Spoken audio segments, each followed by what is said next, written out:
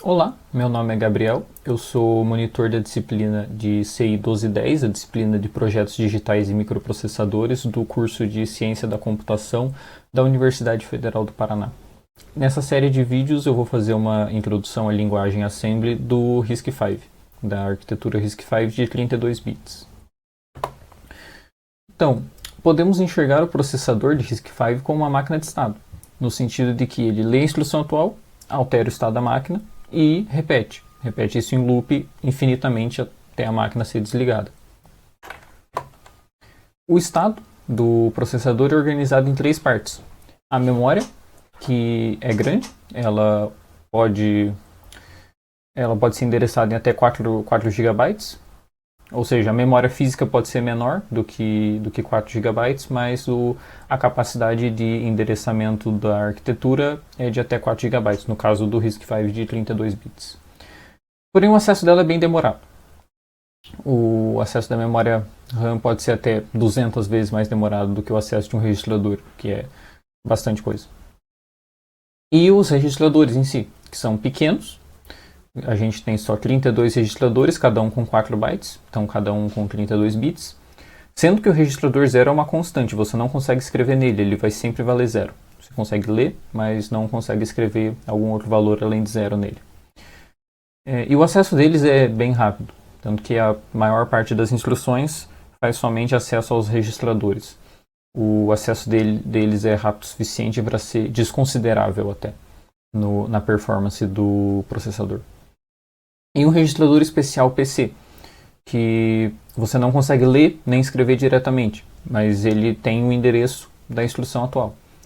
As instruções em si que o processador vai executar são guardadas na memória. O registrador PC, que contém o endereço da instrução atual, é usado para endereçar a memória, pegar a instrução atual, ela é executada e altera o estado da máquina inteira, ou seja, ela pode escrever na memória, pode ler da memória, pode fazer operações em registradores, mudar o valor deles, inclusive mudar o valor do registrador PC. A maioria das instruções vai simplesmente mudar ele para ser mais 4, no sentido de pegar a próxima instrução. A arquitetura opera em bytes, que tem 8 bits, halfs, que tem 16 bits, e palavras, que tem 32 bits. As instruções ficam na memória, como eu falei, e tem uma palavra de tamanho.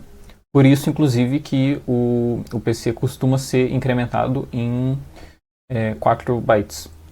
Porque a instrução tem uma palavra de tamanho, só que a memória é endereçada byte a byte. E o RISC-V é uma arquitetura do tipo load store. Isso significa que não existem operações feitas diretamente na memória. A única coisa que é possível fazer com a memória é guardar um valor que estava no registrador nela, ou carregar um valor que está na memória para um registrador. Não é possível fazer adições diretamente na memória, por exemplo, ou outras operações. O que significa que, por exemplo, se você tem dois valores na memória e quer somar eles, você precisa carregar em registradores, fazer a soma e carregar de novo na memória. Algumas arquiteturas, como x86, têm instruções diretamente para operar na memória, e no caso isso não ocorre no RISC-V. Bom, o emulador que a gente vai usar para programar em assembly de RISC-V é o EGG, ele já está na versão 1.1.3. Ele suporta RISC-V IM, ou seja, o conjunto base de RISC-V e as instruções de multiplicação de RISC-V. Ele tem algumas vantagens para o estudo da arquitetura em si, como ele não ter as pseudo-instruções, o que significa que ao escrever o código em assembly, as instruções ali escritas são exatamente o que vão ser executados. Não existe nenhuma abstração por cima. A sintaxe é simples e coesa, sem casos especiais, o que significa que, por exemplo, alguns assemblers tratam as instruções de carregar valores do registrador na memória de maneira diferente. Eles invertem alguns argumentos e colocam uma sintaxe especial. No EGG isso não existe. Todas as instruções têm a mesma sintaxe. E ele provém acesso direto a toda a memória. Ou seja, a memória não existe abstração da memória como memória virtual. Você não precisa fazer alocações na memória para usar. Você tem acesso direto a ela inteira, inclusive a parte de instruções.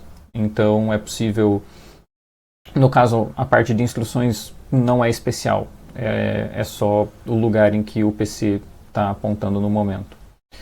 É possível alterá-la, inclusive, com o código. E ele possui um debugger e I/O, então é possível escrever de volta para o sistema e ler do sistema também, ou seja, tem input e output na máquina, e possui um debugger para facilitar o desenvolvimento do código. Ele é escrito em Go, então não existem dependências de runtime. Então, baixando o binário disponível para Linux ou para Windows, para x86, não é preciso baixar mais nada para rodar, somente esse binário.